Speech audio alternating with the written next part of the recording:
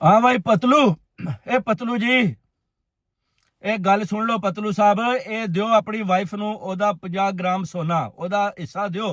ਕਿੰਨਾ ਉਹਨੇ ਬਣਾਇਆ ਇੰਨਿਆਂ ਸਾਲਾਂ ਚ? ਉਹਨੇ ਜਿਹੜਾ ਮੈਨੂੰ ਹਿਸਾਬ ਕਿਤਾਬ ਕਰਕੇ ਅੱਜ ਦੱਸਿਆ ਨਾ, ਉਹਨੇ ਦੱਸਿਆ ਜੀ ਕਿ ਮੇਰਾ ਸ਼ਾਹ ਜੀ ਬਣਦਾ 1 ਕਰੋੜ ਤੇ 73 ਲੱਖ ਰੁਪਈਆ, ਤੇ ਤੂੰ ਤੇ ਕਮਾਣਾ 3 ਮਿੰਟਾਂ ਚ ਕਹਿੰਦਾ ਮੈਂ 12 ਕਰੋੜ ਕਮਾ ਲੈਣਾ, ਤੇ ਤੂੰ ਆਪਣੀ ਬੇਬੀ ਨੂੰ ਬਗੈਰਤਾ 1 ਕਰੋੜ ਤੇ 73 ਲੱਖ ਤੇ 50 ਤੋਲੇ ਸੋਨਾ ਦੇਣ ਨੂੰ ਤੂੰ ਤਿਆਰ ਨਹੀਂ।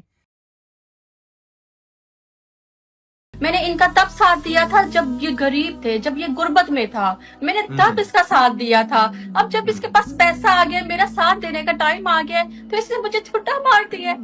आपकी तलाक की वजह क्या बनी? जब इनको फेम मिली, इनको पैसा मिला और ये दूसरी लड़कियों की तरफ चले गए, और इन्होंने मुझे हार्ड टाइम देना शुरू कर दिया। मुझे कॉलें बंद कर दी, मुझे गालियां निकालना शुरू कर दी, मुझे कहीं का नहीं छोड़ा। ये यूके मेडिकल में आप देख ले, मेरा रिकॉर्ड दर्ज है कि मैं स्लीपिंग पिल लेके सो रही हूँ 1.5 साल से। मैं 1.5 साल से किस अजियत में हूँ ये मुझे पता है।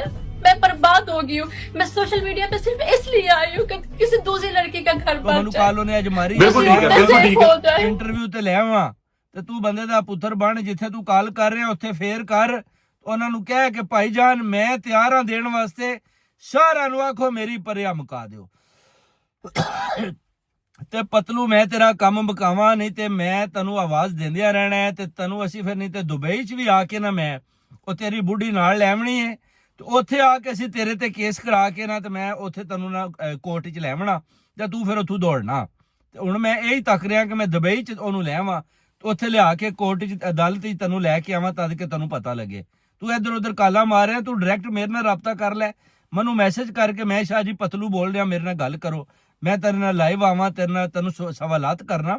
ਨਹੀਂ ਤੇ ਤੇਰੀ ਬੇਬੀ ਫੇਰ ਆ ਰਹੀ ਹੈ, ਉਹਦੀ ਮੇਰਾ ਸ਼ਾਹ ਜੀ ਇੰਟਰਵਿਊ ਲਿਓ ਕਿ ਮੇਰੇ ਕਿੰਨੇ ਪੈਸੇ ਬਣਦੇ ਨੇ। 1 ਕਰੋੜ ਤੇ 73 ਲੱਖ ਰੁਪਇਆ ਉਹਨੇ ਦੱਸਿਆ, ਤੇ ਨਾਲ ਜਿਹੜਾ 50 ਗ੍ਰਾਮ ਸੋਨਾ ਤੂੰ ਕਿਹਾ।